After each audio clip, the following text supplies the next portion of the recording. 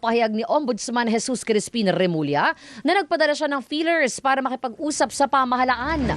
Balita hatid ni Radyo Patrol Gabriel Gonzalez. Gagon.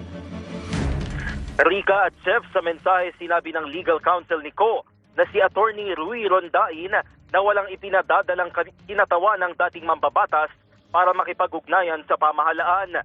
Ayon kay Rondain, tumutulong sa bayan ng kanyang kliyente sa pamamagitan ng paglalabas ng mga video na nagsisiwalat ng katiwalian ng ilang matataas na opisyal.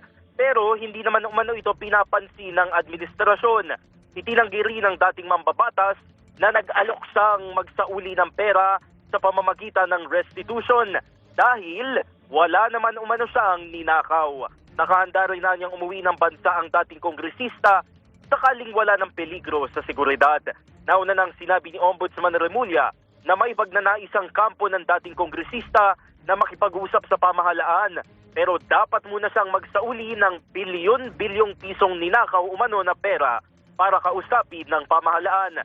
Ayon naman sa NBI, wala pang inilalabas na red notice ang Interpol laban kay Ko para maaresto sa pinagtataguang bansa. At yan ang balitang kumpirmado, sigurado. Ito ang Radyo Patrol. Gabriel Gonzalez, DZMM. Maraming salamat, Gabriel Gonzalez.